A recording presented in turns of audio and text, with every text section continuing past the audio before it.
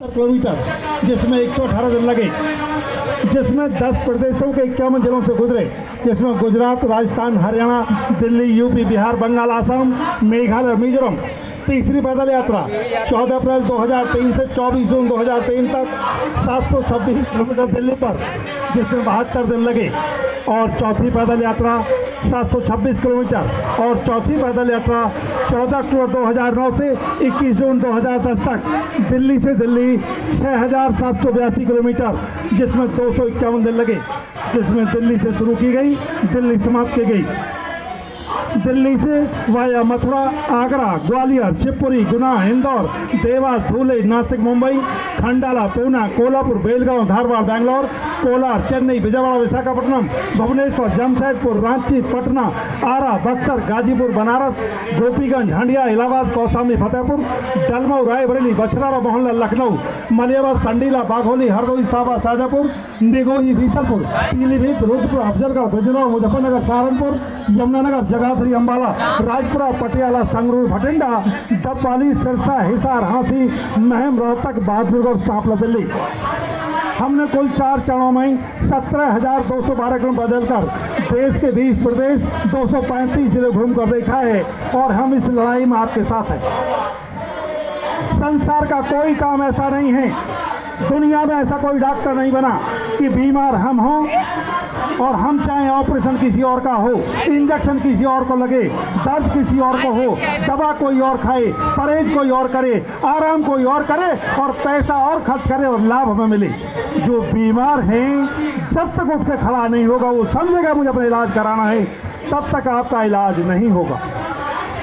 इस देश की आधी आबादी महिलाओं की है और आज हम जयंती तो मनाते जा रहे हैं, लेकिन देश की आधी आबादी महिलाओं को जो पहले उपहार की वस्तु, उपभोग की वस्तु, वंश परंपरा चलाने की मशीन और पैर की जूती समझी जाती थी, आज उसे सम्मानजनक जीवन जीने का अवसर मिला है।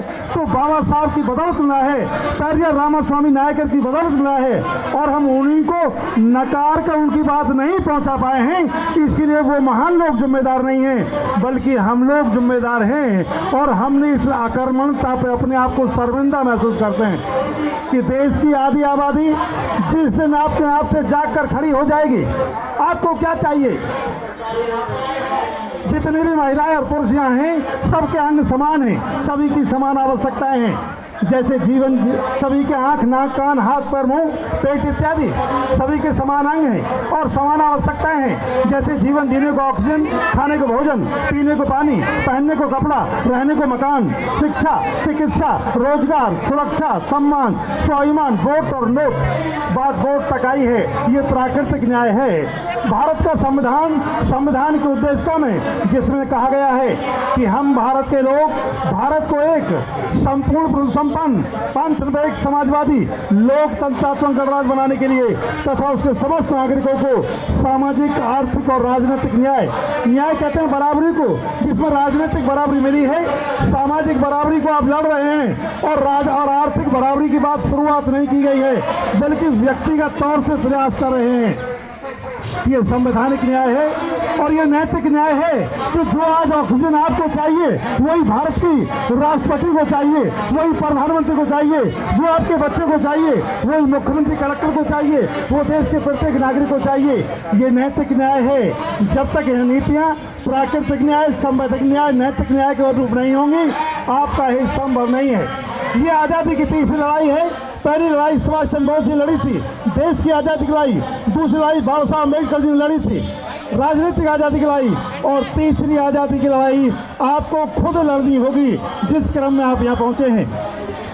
जो बहनें यहाँ पहुँची हैं, जिन्होंने अपने महत्वपूर्ण समय निकालकर, उन्हें समझना है कि जब प्रकृति ने हमको समान बनाया है और हमारी समान आवश्यकताएं हैं, तो इस समानता की लड़ाई में कंधे से कंधा मिलाकर बराबरी के साथ लड़ाई लड़ेंगे। इसी आशा और विश्वास के साथ आप सभी को धन्यवाद देते हुए अपनी बात समाप्त करता हूँ।